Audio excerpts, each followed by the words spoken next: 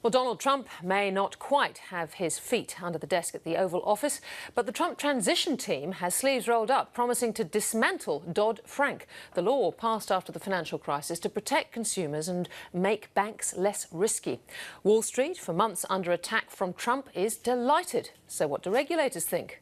Well, Australia's corporate regulator, Greg Medcraft, spent 30 years as an investment banker, partly in the US, and was chair of IOSCO, which represents the world's securities regulators. I spoke to him from Melbourne. Greg Medcraft, thanks for joining us there. It's great to be here, Tiki. What do you make of this plan to dismantle Dodd-Frank? Oh, look, it's obviously too early to speculate, but you know, obviously, it was said during the campaign that they would revisit Dodd-Frank. Again, too early, but you know, clearly what has been speculated is the Volcker rule.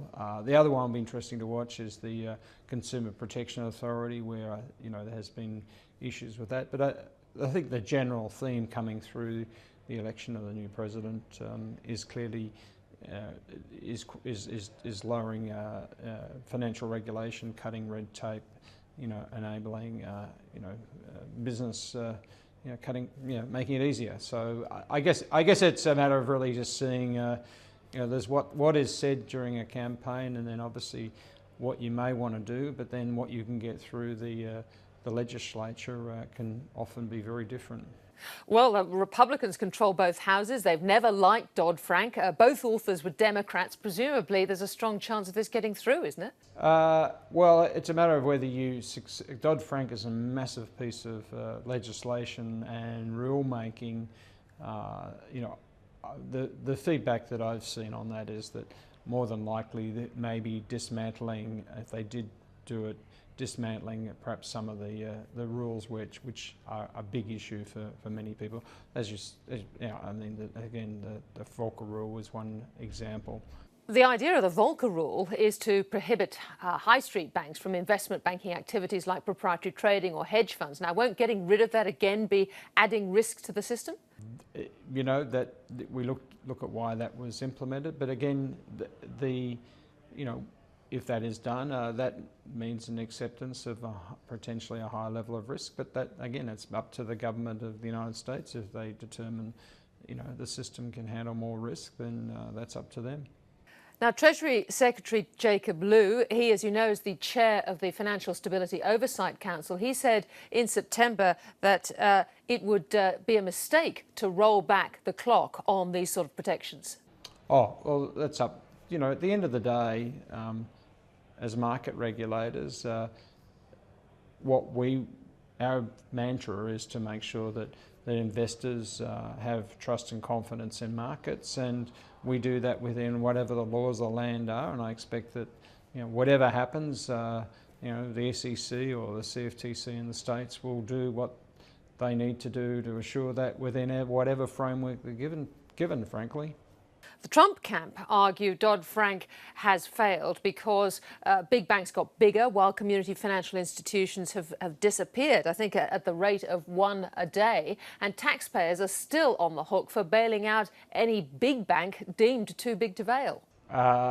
Yes, I have heard of that comment, but what are you suggesting that may sort of perhaps shape his views on? I mean, if he is very much for, I suppose, a very deregulated system, I think that was the other thing that's sort of been put up as a comment opposed to probably dismantling a lot of stuff.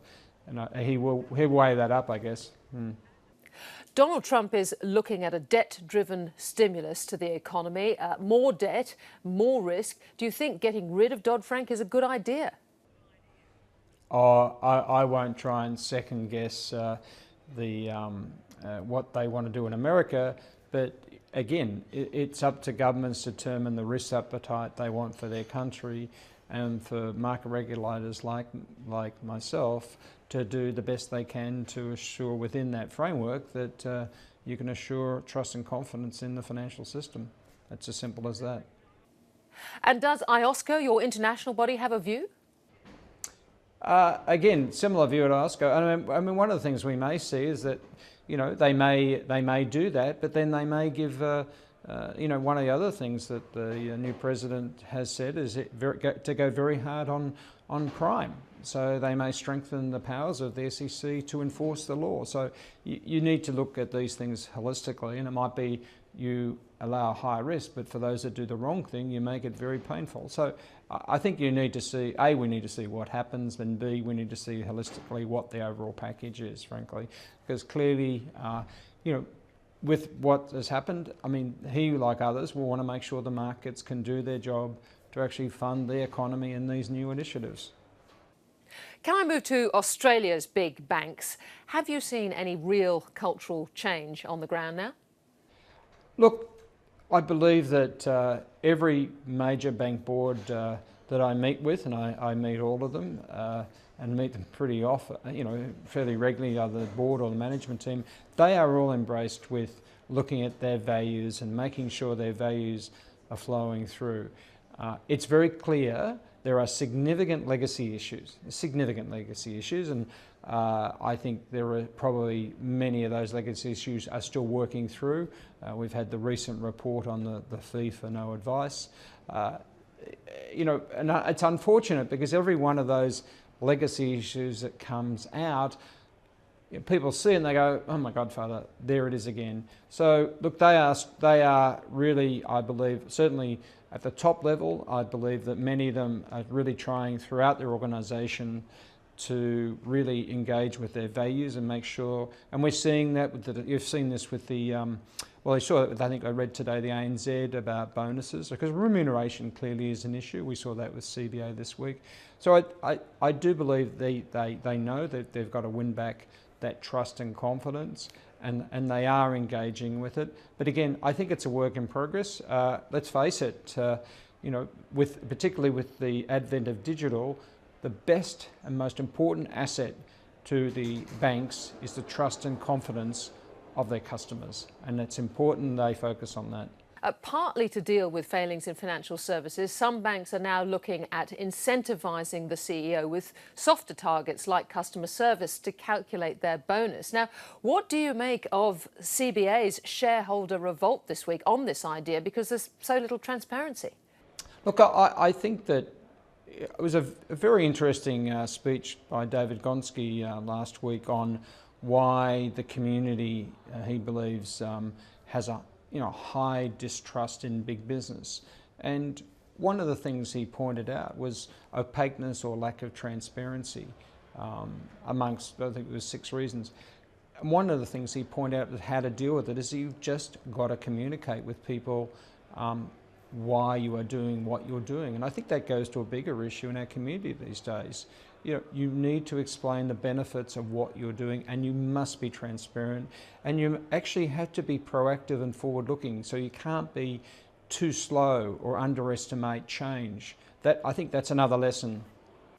The other point is that I think payouts for bonuses at CBA have been pretty much 100% in senior management across the board since 2012, which is precisely when all these financial advice failures have been happening.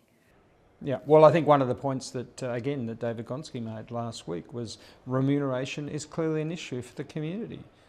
And if you are, the way you're paying people, you now have to explain much more clearly why that is justified, or the community will react. There's no doubt. We are seeing that. We are, with the advent, with social media, people are engaged.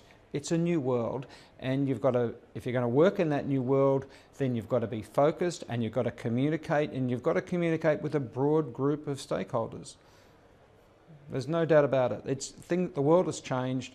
Remuneration, people look at it, and you're going to have to be. So I think what we've seen here, I think, has been a very important lesson for not just for the banks, but I think it applies to all companies. Professor Ian Ramsey's review of how to dispute bank decisions comes out at the end of this month. Now, the Financial Ombudsman seems very concerned about this. He wants more power.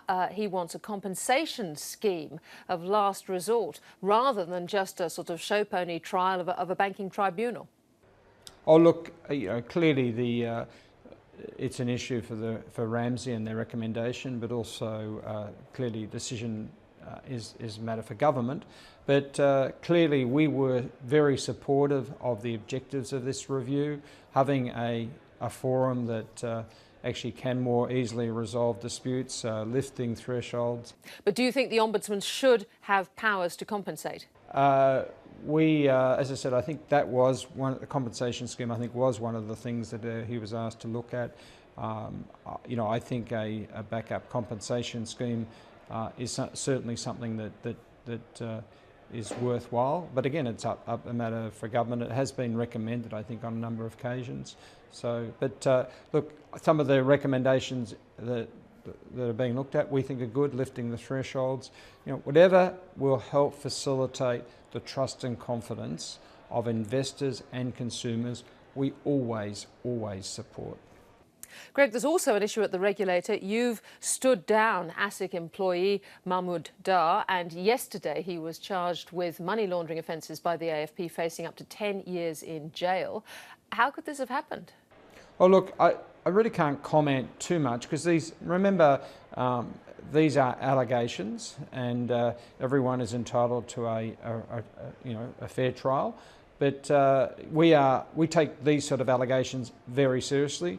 We are cooperating with the AFP, and we will see what how this unfolds. But one thing I can tell you that this particular matter has not in any way has touched any of our investigative side of ASIC, and that is that we are aware of at this stage. So there is no. So this is not the fox in charge of the hen house now? No, not at all. And that is, and I think actually, Ticky, this is a timely reminder to everyone that at the end of the day, the biggest risk at times is the person that walks through the door every day, and I think that's something we keep highlighting in the area of cybersecurity and overall. So, but again, these are allegations. There's been a charge, but we've got to wait for the courts to deal with this particular. But I do think it's a timely reminder for everybody that. And another ASIC employee this year was banned for 10 years from working in financial services. Is there enough accountability within ASIC? Look, all of our employees go through, government security checks and vetting. But look, the issue is I think, and the message to, I think, all organisations is, it's not just a matter of when you recruit people in. I think you've got to monitor people and make sure that you monitor any change in behaviour. I think is important, but clearly we take this, and as you know, that if you breach security under federal law, the penalties are severe. They are severe, and anyone that actually breaches confidentiality is treated severely and should be treated severely. So I think it's good to have those penalties, but equally making sure that you have the right vetting and monitoring is also very important. And finally, what are the big items on the agenda for ASIC next year?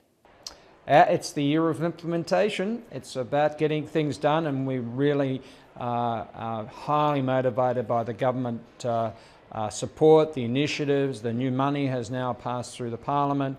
We're looking forward, Ticky, to getting on with the job, and very supportive of what we've been given. Greg Medcraft, thank you very much for joining us. Thanks, Ticky. Good to talk to you, as always.